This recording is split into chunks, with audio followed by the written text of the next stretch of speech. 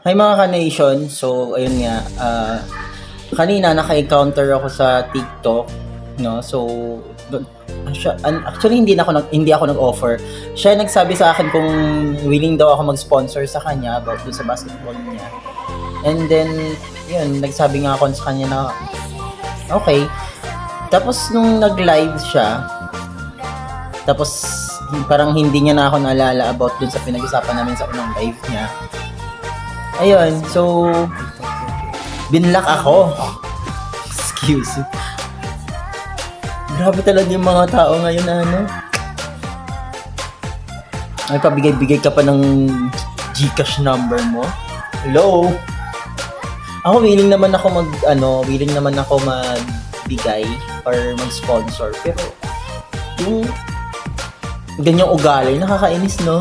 Yung ganyang ugali na mayroon palang taong ganyan na kilala ka lang pag once na may kailangan, pero pag wala na, parang wala lang, di ba? Yan. So, pinangkita pala dito yung peklat ko. Dun sa story ko, dun sa horror story ko na upload dito sa TikTok, tsaka dun sa YouTube, ito yon, yung nahulog ako sa hagdan na kasama ko si Jay. So, ayan.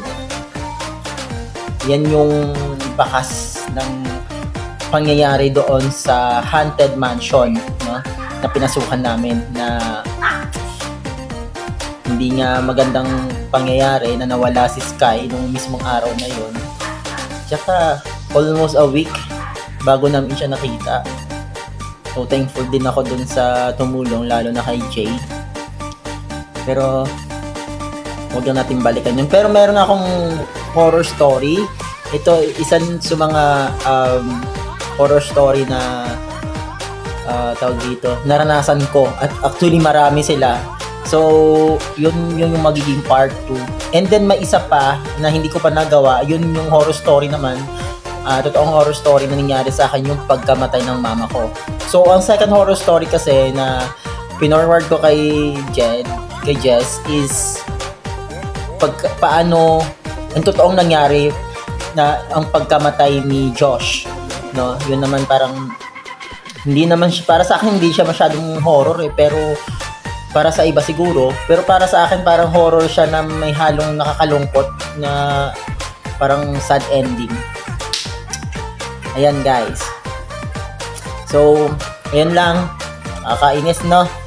Kaya kayo, kung pag maghingi kayo, halimbawa, magpahingi kayo ng magpa-sponsor sa akin, tandaan nyo naman kasi, para hindi naman ako magsabi na, ay, hindi ako natandaan.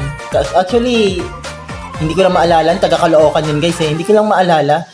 Actually, hindi lang ikaw yung na-sponsoran ko about sa basketball. Marami na. Hindi ko alam kung pang ilan ka, no? Meron din ako nag-sponsor doon ng t-shirt and mga jersey. Pero wala lang sapat. Ang mahal ng sapatos, guys. Hindi ko kaya sponsor yung sapatos, tapos ilan sila. Hanggang pa short pa damit lang muna tayo, pa jersey lang muna tayo, kasi baka malugi naman ako pag nag-sponsor ko ng sapatos tapos ilan sila. Seryoso, no? Pero meron din sa akin na nagpa-sponsor na siya lang, sarili niya lang.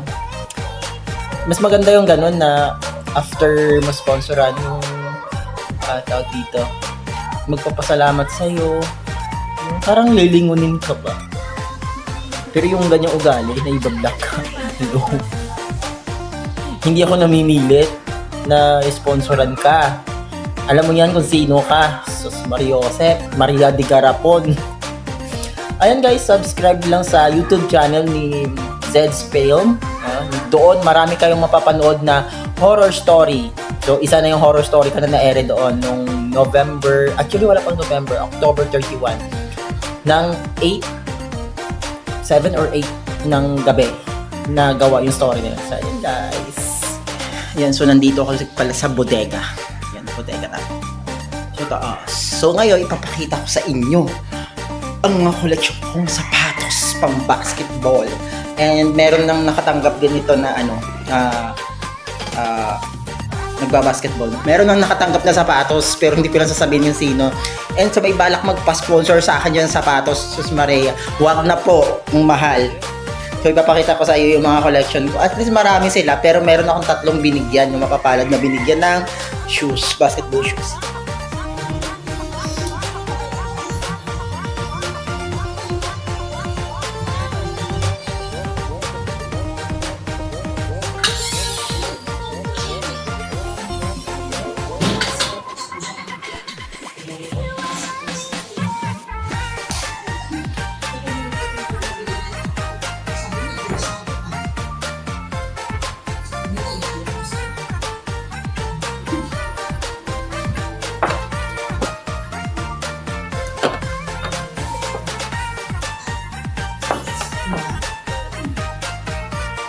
So ayun, konti lang kasi yung iba na ibigay ko na. At saka maraming luma doon na bala ko pang ipamigay sa mga followers ko na nanghihingi sa akin ng pa-sponsor ako sa basketball.